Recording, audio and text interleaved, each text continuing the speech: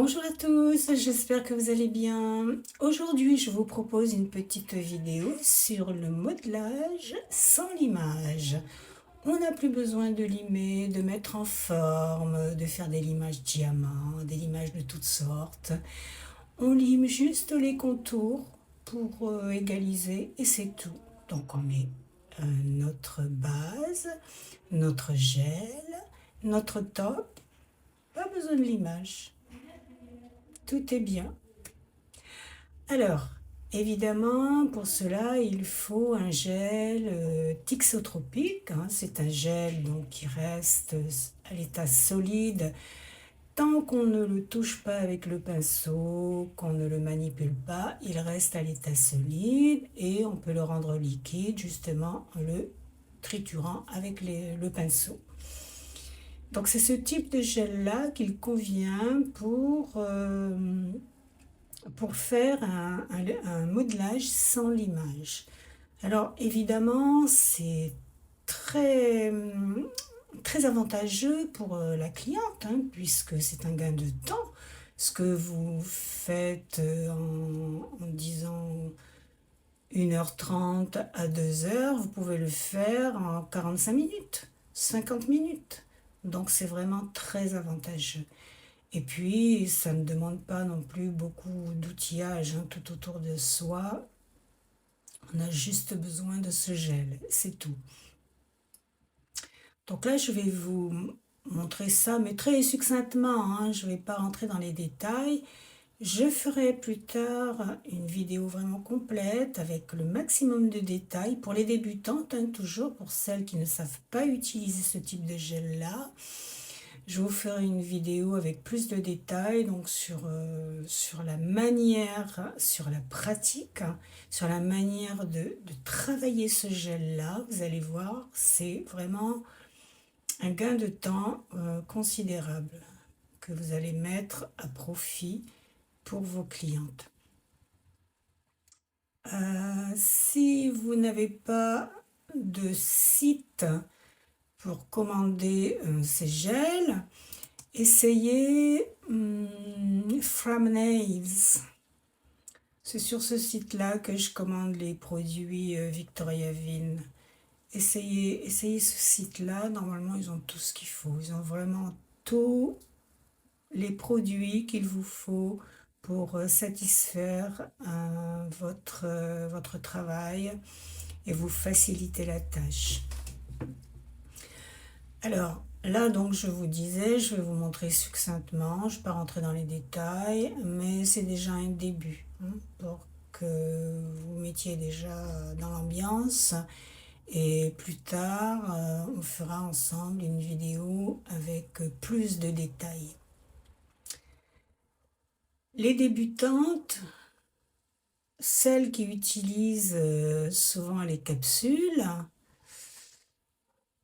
essayez quand même de vous mettre au chablon, hein, parce que justement avec ce type de gel là, vous allez voir que ça va être très facile pardon, de faire une longueur, vous savez, comme une capsule avec les chablons, avec ce type de gel là, puisque ce type de gel là ne va pas couler comme les gels liquides qu'on utilise habituellement. Ce type de gel là reste solide tant que vous ne les triturez pas.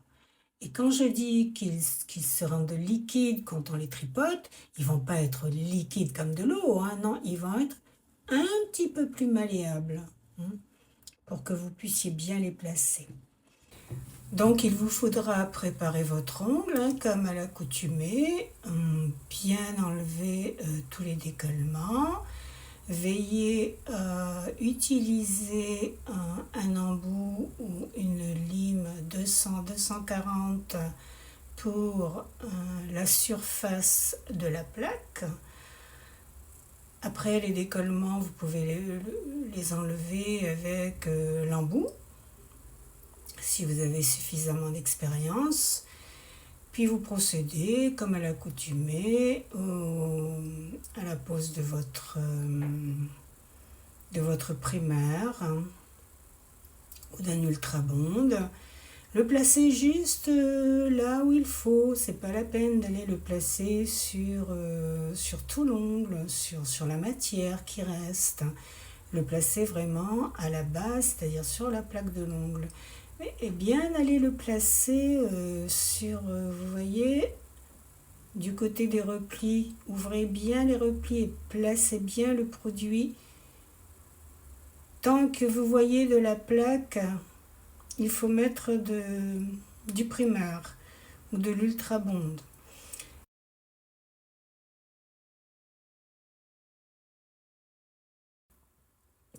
Déchargez un peu le pinceau du produit sur un papier absorbant, parce que si vous mettez trop de primaire, trop d'ultra bond, vous risquez d'avoir des décollements. C'est pas la peine d'en mettre trop. Par contre, il faut bien le placer partout où vous voyez de la plaque de l'ongle. Ensuite, bien sûr, il faudra un pinceau adéquat, hein, donc ce type de pinceau-là avec un bout assez arrondi, pointu. J'aime ces pinceaux de Tammy Taylor parce qu'ils ont, vous voyez, ces pinceaux en bois, ils sont biseautés pour permettre justement d'enlever le gel quand on déborde un peu sur les côtés. Cela permet d'enlever avec le même pinceau plutôt que de changer à chaque fois d'aller chercher le bâtonnet. On utilise le même pinceau. Il faut également un pinceau de détail pour aller placer le gel plus près des replis, sans toucher la peau, bien sûr. Et un petit support pour placer vos pinceaux. Ou un petit verre pour les placer à la verticale. Mais ne les placez pas n'importe où sur la table, ça fait un peu désordre. Donc au départ, eh bien, on commence à placer notre gel de base. Si le gel n'est pas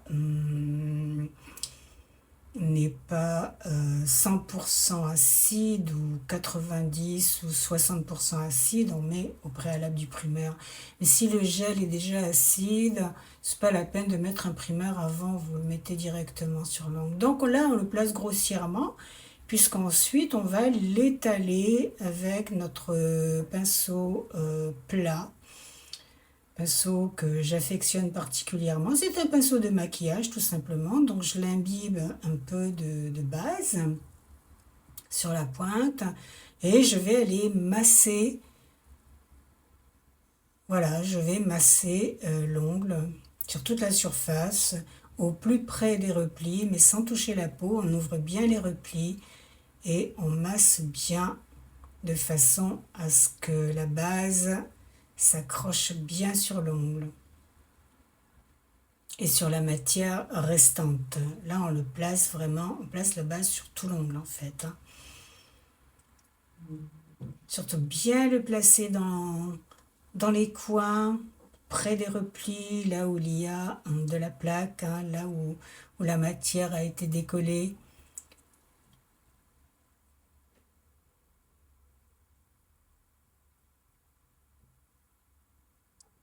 Alors attention avec la base, il ne faut pas trop attendre pour aller sous la lampe.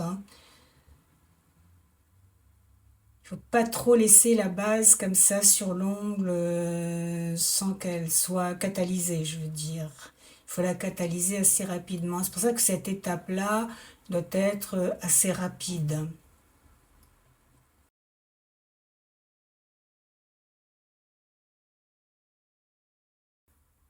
Donc on en prend déjà une petite quantité qu'on va placer par-dessus la base, donc en très petite quantité. On va étaler cette petite quantité-là, bien comme il faut, au plus près des replis, toujours avec le même pinceau, qu'on aura nettoyé bien sûr au préalable, avec une base, et non pas avec un cleaner. On place bien la première couche. Cette couche-là, en fait, elle sert d'accroche pour votre modelage.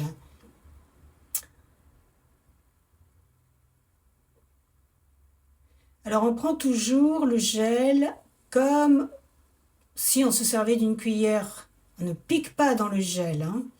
On prend que d'un seul côté.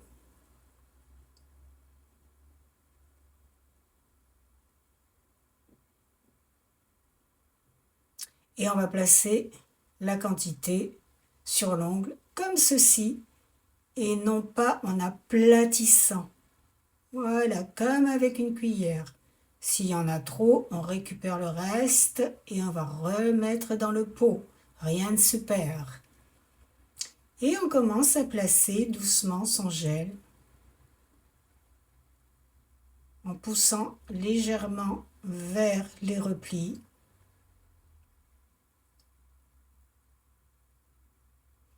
En gardant le pinceau en oblique. Tant qu'on est près là du repli, le pinceau est placé en oblique justement pour pas pousser le gel là, en quantité dans cette zone-là. Dans cette zone-là, il y a très peu de matière, ainsi que vers les replis latéraux. Et on descend doucement avec la pointe du pinceau en veillant à ce qu'il y ait toujours un petit fil de gel sur le pinceau. On place le gel doucement et on le laisse se placer tranquillement. C'est l'avantage justement avec ce type de gel Thixotropy. On va le placer, voilà, tranquillement.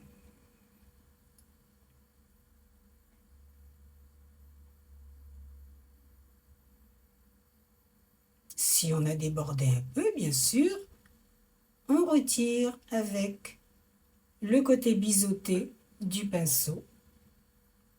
Mais en général, avec ce gel-là, il est très très rare qu'on aille toucher la peau. Lorsqu'on a placé le gel, on retourne le doigt et on va travailler par-dessous pour former un petit apex. Alors ce gel-là, il se met sur ongle court comme sur les extensions. On peut tout faire avec ce type de gel-là. Donc on va former son petit apex, on laisse bien le gel se former dessous pour former ce qu'on appelle le petit bombé là, qu'on aime bien. Voilà, vous voyez, on vérifie.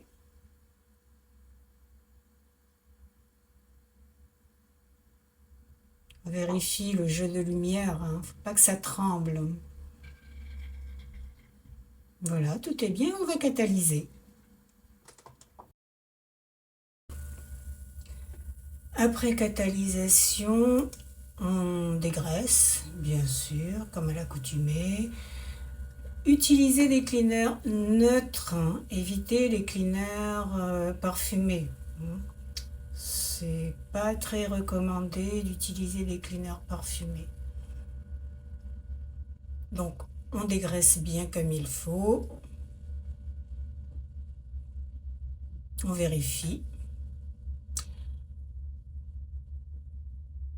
Quand on a fait tous les doigts, on vérifie bien. Regardez, vous voyez qu'il y a très peu de matière. Bon, le dessous, on va s'en occuper après. Mais sur le dessus, vous voyez qu'il y a très peu de matière vers les replis. Regardez le repli proximal, vous voyez, c'est en chute, puis ça monte pour former le petit bombé et ça redescend vers le bord libre. Et on peut évidemment après vérifier avec le jeu de lumière qu'on a bien placé le gel. Vous voyez, regardez la forme. C'est cette forme-là qu'on doit rechercher pour avoir un modelage classique. Et pour le dessous, évidemment, on va utiliser les embouts spéciaux pour enlever tout ce qui est superflu donc dessous.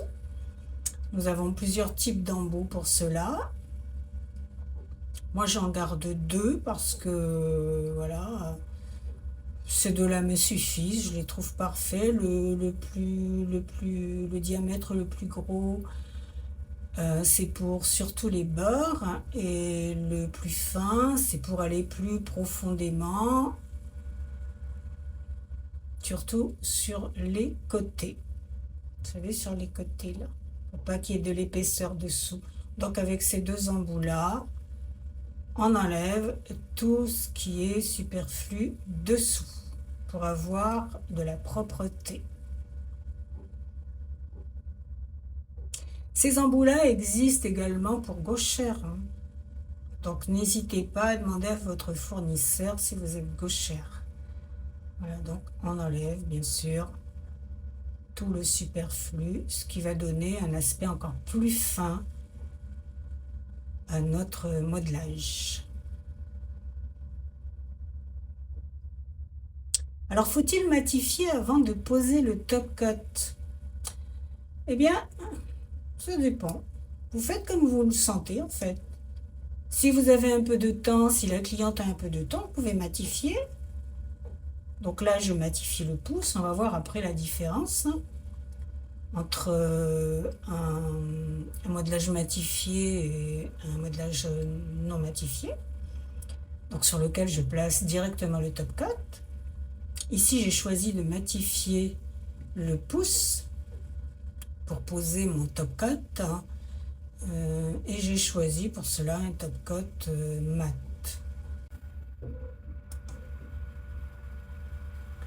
Bien sûr, on enlève surtout bien la poussière, hein. Bien dépoussiérer parce qu'il ne faut pas attraper de poussière avec votre pinceau du top coat.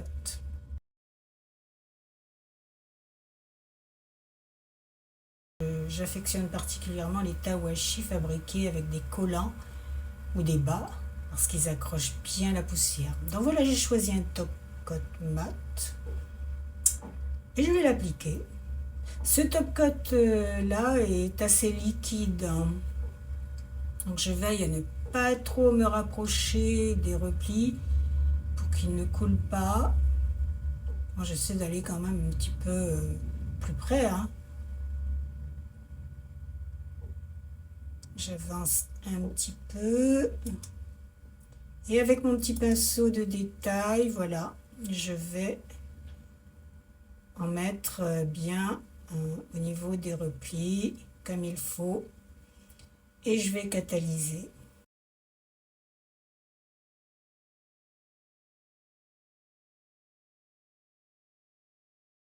Je garde mon ongle à 45 degrés, comme ça le top coat ne va pas couler dans les replis. Ensuite, bien sûr, on peut retourner l'ongle. Si votre top coat est trop liquide, par exemple, vous pouvez retourner l'ongle pour l'amener au centre.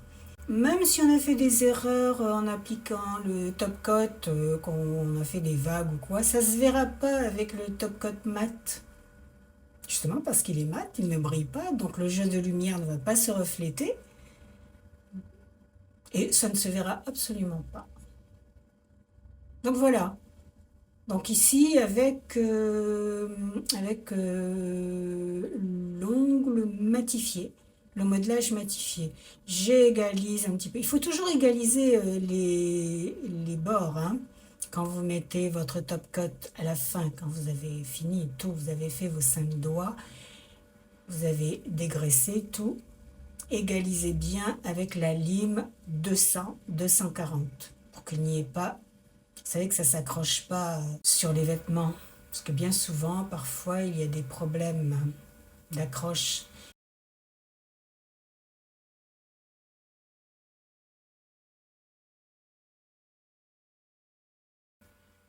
Ce qui risque de se passer avec le gel, le modelage là, non matifié pour le top coat, c'est que ça risque de glisser en fait. Mais si vous êtes à droite, c'est pas très grave. Si vous êtes rapide surtout pour placer votre top coat, et si votre top coat n'est pas trop liquide, ça va, pas de souci. Donc je le place sur les 5 doigts. Et là aussi pareil, je vais me servir du petit pinceau de détail.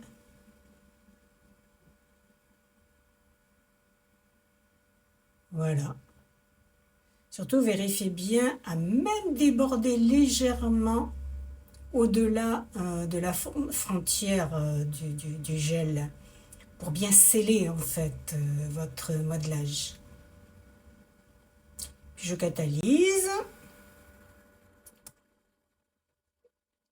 Je vais avancer un petit peu. J'ai fait les 5 doigts. Hop. Ici, on est au quatrième. Voilà, donc j'ai terminé ici les 5 doigts. Je dégraisse, je mets de l'huile, bien sûr, votre huile nourrissante à la fin. Et veillez bien à bien essuyer l'huile pour la photo parce que c'est pas très joli, des doigts qui brillent pour la photo. Donc, essuyez bien, enlevez toute la matière grasse que vous avez mis sur l'ongle avec votre cleaner, juste sur l'ongle seulement.